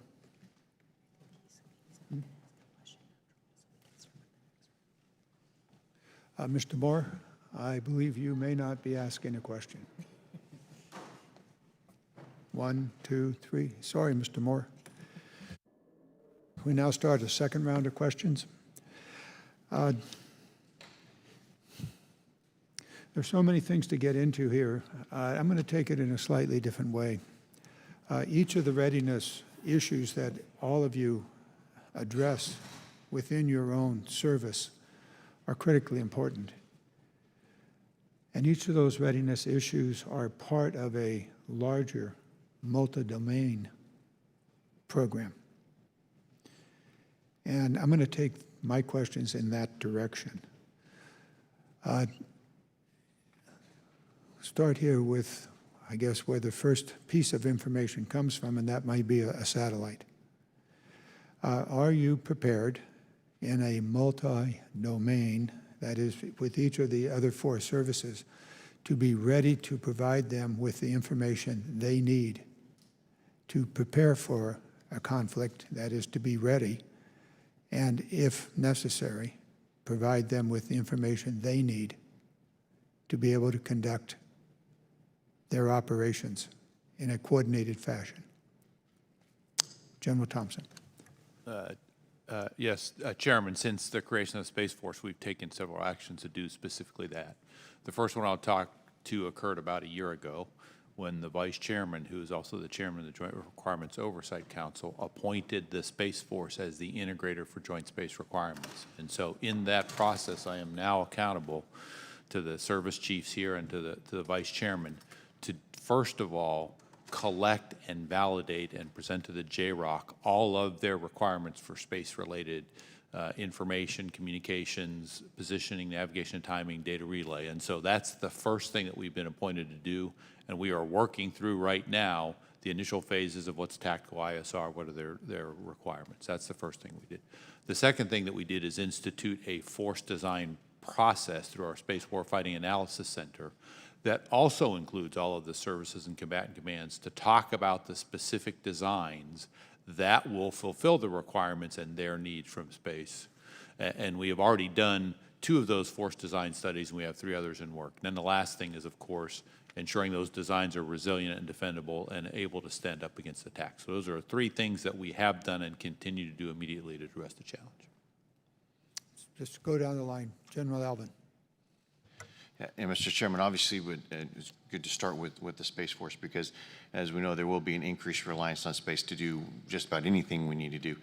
In a similar sort of educational journey for our Air Force, we are recognizing that with the changing character of war, that's going to privilege speed and tempo and agility as well as lethality, that we cannot hoard information or try and make independent actions from the other services. It has to be joint from the beginning. We have something through the Joint Staff and the Joint Warfighting concept that's sort of a North Star, but it really highlights the idea that from the beginning, we need to understand who needs to get what information and when, because whoever has the decision advantage and can keep the opposing side on the reactive rather than the proactive is going to be that's going to, whether it's not decisive, it's certainly going to be major impactful. And so that we see that as anything we're doing from our information systems, our data transport layers in the air, or passing on sensors to shooters, that has to not just go with the Air Force, it has to go to any type of shooter that might be the best one to prosecute the target at the time. General Smith. Sir, when you're talking about multi-domain operations, multi-domain effects, I mean, that all of us sit in the JROC, and in support of the joint warfighting concept, that is, in fact, what we are doing. We are a little bit unique in that, as the crisis response forward deployed force, we need an integrated multi-domain element, which we call Expeditionary Advanced Base Operations, mimics, or General Martin and I would share, I think, that we looked at the threat in the Indo-Pacific, saw the same threat, and began to build Expeditionary Advanced Base Operations or stand-in forces, multi-domain task force, and I won't speak for Joe because he does so eloquently. That integrates everything that you talked about, from space, Marines who have space qualifications, all the way down to long-range fires, resilient communications. That multi-domain effect has to be achieved by those forces who are forward, present, and ready, who begin the process of disrupting an adversary so the rest of the force can flow behind. So we do that and are very concerned about that. To DT's comment, General Thompson's comment about alternate precision navigation and timing. You have to have it because we will be cut off from space operations for short periods of time, and while they fight to reestablish, we're obligated to carry that mission on in a maritime domain. You just happened to tickle one of my favorite subjects, GPS. Go ahead, Admiral. Thanks, Mr. Chairman. I don't have a lot more to add, but I would say that the Naval Service may be the largest consumer of what space brings to the table. With our ships forward deployed, we need to be able to plug and play and be able to do those things. And it was mentioned a couple of times that this is a joint effort. We need to come together to make sure that the systems that we're putting on our ships are able to, communicate with the satellite, but also with the radios that he has or whatever. And so that's an ongoing effort, and I'm encouraged on the direction that we're going. Over. General Martin. Chairman, I agree with everything that's been said, brilliantly stated to my left, but I would like to add something that, tomorrow, if we go to war in the Pacific, we're going to go to war with the joint force that we have. And so our thought is every day we've got to be ready, 1, 2, and every day we have an opportunity to modernize, change our doctrine, change our training, is progress in the right direction. But one thing that I'm very mindful of that we got to continue to work on, so you have the most credible joint force, is we're going to go to war with the posture we have and the multinational partners that we have. And that's why engagement is so important in the Pacific right now, because we've got some traditional partners that we've fought with for years and years. We've got partners we fought against that we now fight with. Just time changes.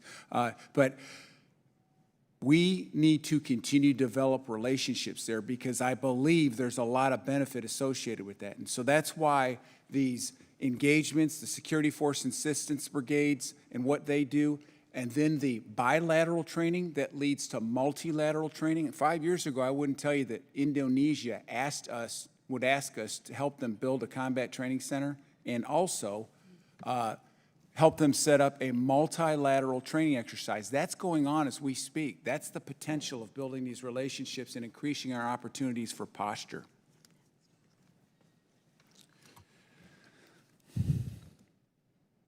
This discussion probably would take several hours, which we don't have. I wanted to raise it. And General Martin, thank you for bringing it beyond just the 5 services. It also is our allies and those we would like to have as allies.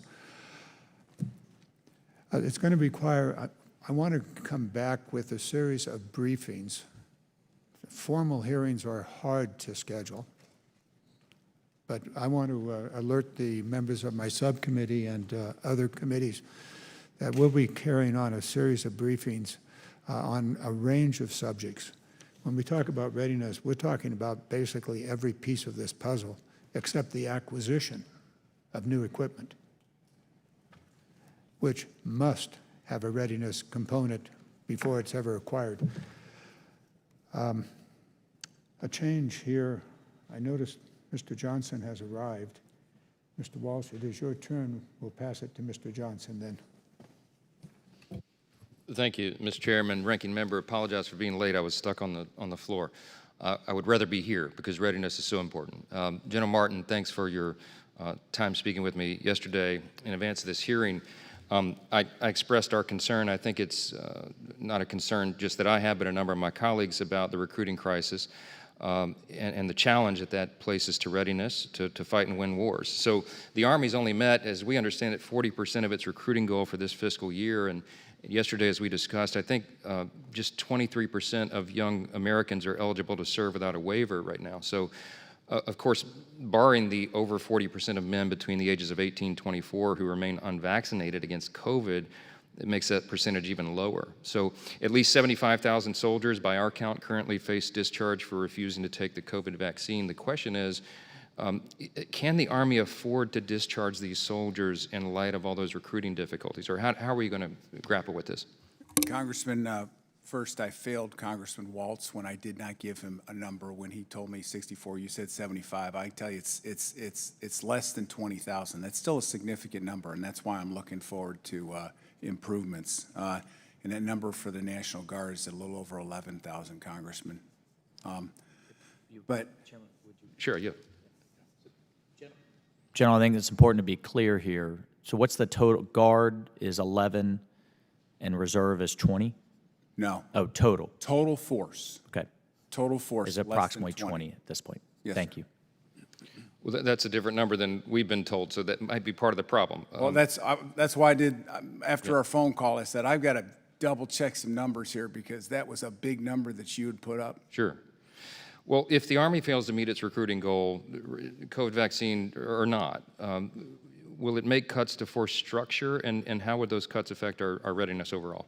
We don't need to do that immediately, but if we don't arrest the decline that we're seeing right now in end strength, that could be a possibility in the future, but we don't see the need in the near term. In the near term, the way we're going to manage any shortfalls that we have is the ways we've done it in the past, where we prioritize formations that have missions or preparation for missions, and those missions will be prioritized to be manned. But that's what we've done in the past. That's what we did back during the surge when we were building structure in the Army, and we had to continue to deploy it over to Iraq and Afghanistan. But that's how we'll manage that. Thank you. I'm running out of time quickly. I wanted to switch topics to the Ukraine conflict. It's a stark reminder of the importance, of course, of maintaining our military readiness and how quickly munitions are depleted, vehicles destroyed in a large-scale conflict. I had a question for each of you. Maybe I'll just go down the line until I run out of time. Admiral Kreitz, the Ukrainian armed forces have estimated that Russia's fired well over 2,000 precision-guided missiles into Ukraine. If we expended 2,000 TLAMs over a 3-month period, how quickly could we replace them, and what levers does the Navy have to expedite production? Thanks, Congressman, for the question. I think I don't have the specific numbers off the top of my head of what the production capacity is. I know that we're at capacity today, either building new TLAMs or converting older TLAMs. I want to say it's around 450 per year. Over. Thank you. Let me go to General Alvin. If the Air Force needed to make up combat losses of that magnitude, it seems the Russians have lost aircraft somewhere the rate of 25 to 35 combat aircraft at an annual rate that's 100 a year. How long would it take us to manufacture 100 fighter or attack aircraft beyond current levels of production, and what would the lag time be? So that would also depend on the type of aircraft, but obviously as opposed to munitions, an aircraft, especially if it's a 5th gen, is a much longer proposition. So there are many things that go into that. How hot is the production line? Is it out to max capacity? Do you have to do a second production line? So the nature of which production line we're talking about would vary that, but I think your underlying question is the key one. The fact that what Ukraine, I think, has really done is opened up our eyes to make sure that we have to have as much of a flexible and robust and adaptive industrial base to be able to adapt to this, whether it be munitions or on the platform side. I think that's right. I'm almost out of time, but I'll just say Russia has these reconstitution and production issues today, but of course they could be ours tomorrow. That's the reality. And we're just really hopeful the department is taking a hard look at how we can expand the capacity of our defense industrial base if the need arises. It's a dangerous time. And with my 15 seconds, I just want to say we're so grateful to all of you for your leadership in very difficult times, and we want to be here to support you. So thank you for your time today. Yield back. Thank you, Mr. Johnson. Those issues are pertinent to this committee. When we do briefings in the days ahead, we'll pick those up. Thank you. Mr. Walsh. Your turn. We're going into a second round now, Mr. Okay, Walsh. great. Yeah, thank you. Thank you, Mr. Chairman. I just want to, I think, ask a broader question on aircraft maintenance. The GAO has reported 46 types of aircraft, and I know that's broad brush in their study. Found that 3 met their annual mission capable goals. And I think this is along the lines of Ms. McLean. It's very difficult for us to determine here amongst all of these platforms, the prioritization, the maintenance, how they're measured, and frankly, what to block and tackle and to defend in these O&M dollars. But so that's 3 annual mission capable goals. Granted that the data is a bit dated. 24 did not meet their annual mission capable goals in any fiscal year.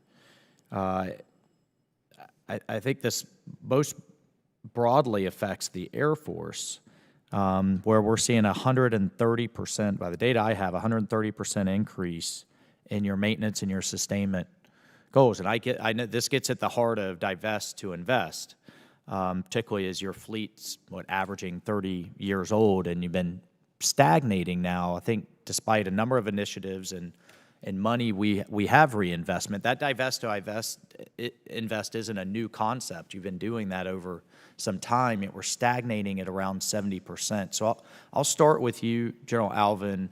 How do we break this deadlock that we seem to be stuck in terms of readiness rates? And I think the chairman perhaps got at it. Are you basically negotiating against yourself, both within the building and then with OMB, in terms of what you come to us in the first place? But I'll start with you, but I'd like to go to each of the services as it pertains. I mean, what are the, if you could give me your top challenge or 2 in terms of aircraft maintenance and improving sustainment outcomes and availability for your aircraft. Thank you, Congressman, and I will sound like a broken record, but the age of our fleet, the programmed life cycle maintenance projection, they sort of go out the window once the aircraft is sustained past its design life. And then we find that when it breaks, because of the anticipated maintenance issues with it, we're only anticipated for what would go on over X years. Now when you have X plus 10 or X plus 15 years, there are new and different ways that it finds to break.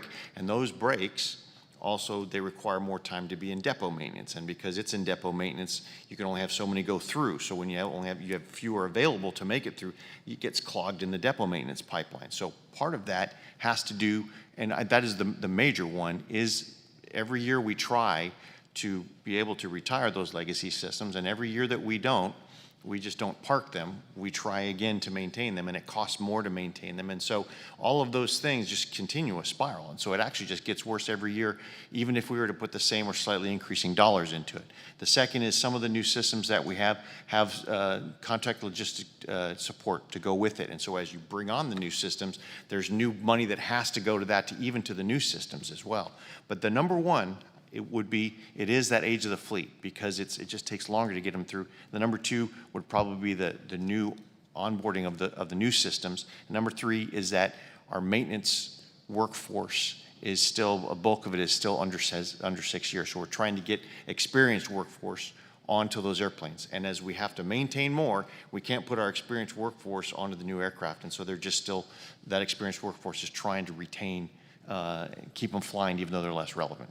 But that number one is, it's the age of the existing fleet. Thank you. General Smith? Congressman, I'll echo that. The maintainers, the population of maintainers is key. Having them be experienced, multiple years of service underneath an apprenticeship program so that they become the true expert in their field. When you maintain legacy aircraft, for us, and legacy is not bad. Legacy doesn't mean it served no value, gets a kind of a bad rap. It means it is not part of our future plan going forward. Doesn't mean it didn't serve well. Harriers, phenomenal platform, but they have outlived their usefulness. Our F-18s, we've got to transition to Gen 5 aircraft, the F-35. The longer we maintain those older aircraft because of operational demand signals, those experienced maintainers are still maintaining Harriers when they should be maintaining F-35s, because they have to go through a pretty robust, along with pilots, transition program from one airframe to another. If I pointed to the single biggest challenge, I would say it is the maintainers and the inability to harness all of the experienced maintainers from legacy platforms, because it's a glutch and gas sundown program, and move them to the new platforms. You will see readiness increase as soon as we can divest of the legacy platforms. That's a fact, sir. Thank you, Mr. Chairman. I think with that, Admiral Kreitz, I'm going to yield to allow Ms. Spear some time before we have to vote. Thank you, Mr. Walsh. You're exactly right. Ms. Spear. Thank you, Mr. Chairman. Thank you again. I'm going to try and do 3 topics, so I want you to be as brief as you possibly can be. I want to talk suicides, accidents, and child care. Let's start with suicide. General Martin, as you know, I went to Alaska and visited both Anchorage and Fairbanks. We were told that you were going to bring a team of behavioral health service members to help with the fact that they're waiting 2 to 3 months to get services. So did the team make it to Alaska? Has the wait time decreased? Congresswoman, the team has arrived at the end of May is when they arrived, and we don't have data that's mature enough to be able to say, look at the decrease in the wait time. But in terms of physics, it's going to happen, and we'll report out to you as we progress with this so that you can maintain visibility of that. What's the number of suicides so far this year? In Alaska? In Alaska. In Alaska, you've had 1. So far this year? 1. Vice Admiral Kreitz. Yes, Congresswoman, thank you. I think we're very focused. This has definitely got the attention of SECNAV and the CNO. We're focused on the health and welfare of our people. In my opening comments, I made reference to some of the things that we have going on, including moving a number of our active duty medical personnel, both trained in the field doctors and others to the waterfront, embedding them with, on the ships. So I think we're focused here. There are a number of other things that we're Okay, looking let at. me interrupt you because Yes, I'm ma'am. going to run out of time. I'm so sorry. At the USS George Washington, there's been a failure to invest in housing, parking, and quality of life facilities. The ship appears to be grossly undermanned, especially at the supervisory, senior enlisted levels. When it takes an hour and a half to go from the parking lot to get to the ship, that's kind of like unconscionable. What are we doing to fix that? Have we bought a hotel, a parking lot, something to make, because this shipyard's going to be there indefinitely. Are we doing anything about that? Yes, ma'am. We are, we have offered and moving the individuals or the ship's crew off the ship right now as we work through quality of life issues that you mentioned, such as parking. It is a challenge. We're working shuttle services, but we're also working with the shipyard themselves on a potential to put in a parking garage. We're looking at other quality of life initiatives, including setting up a center where we can get some rest and relaxation. The sailors are, working hard to get these ships out of their availabilities, and we understand and we definitely appreciate their sacrifices. We need to do a better job of providing them the quality of life things that are required. 7 suicides at the USS George Washington, is that correct? I don't have the number. All right, I would like the think it's numbers 4. from each of you for how many suicides we've had so far. General Smith? Man, we've had 31 so far this calendar year. 31 suicides so far this Across the active and reserve component, the total force, 31. Last year, a total of 58, the year before, 73. So those are the numbers. My biggest concern, and I think you noted it with General Martin's comment about Alaska, is the delay in receiving care. And that comes from a smaller medical community, active component, drives a bigger delay. So our OSCAR units, operational stress control units, are simply not available to each and every unit who would need them as we shrink down the medical force. All right, telemedicine's got to be part of the solution as we move forward. General Alvin? And ma'am, I need to get you the exact numbers. I know that 21 was better than 20, 22 is trending better than 21, but it's still too high.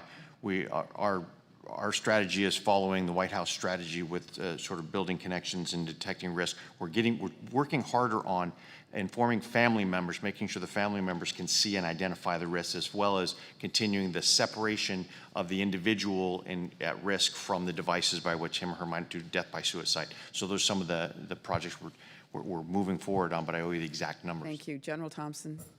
Ma'am, the same. And we don't have the same challenges as the other services in that regard. But we know that that's as much a blessing. And we actually are putting in place resilience teams that look after health, wellness, emotional, physical, spiritual as well to combat. General Martin, how many in the Army in total? 141, that's 25% less than last year at this time for the Army, and it's 14% below the 5-year average, and it's 10% below the 10-year average, and it's just north of the 2019 rate per 100,000 for the civilian population of this country. If you believe that we're on an upward trajectory, the Army could potentially be below that average for the country. We won't know because the CDC doesn't release that data till a year or two after they've compiled it and assessed it. Okay, I know my time's expired. Let me just say to Admiral Kreitz and General Smith, you are lagging behind the other services in providing child care. Overall, there's 19,000 families waiting for child care. The worst numbers appear to be in the Navy and the Marines. I visited Pendleton just a few weeks ago. We've got to do a better job. That's part of retention. That's part of recruitment. We've got to recognize that. If they can't access child care, they're leaving. And I can't tell you the number of service member families I talked to when I was at Pendleton that said just that. So I'll just leave you with that, and hopefully we can have a further discussion on that. I yield back. Thank you, Ms. Spear. Votes are called, so we're going to terminate the hearing here in just a moment. I want to thank you, gentlemen, for your testimony. There are a myriad of issues. All of them come together to create a force that is ready or not. And so what we need to do is to be informed on the multiple readiness issues, childcare, retention issues, all of those. I'm going to put forth a series of questions to you that I would like you to deliver answers to us, some of them in writing, others in briefings, which I'll make available, which all of the House Armed Services Committee members will be able to attend. We've got a lot of work to do on spare parts. We didn't even get to that. Did I talk about depots? No, I don't think so, not yet. It goes on and on. I thank you for your attention today. We'll look forward to continuing on. With that, we are adjourned.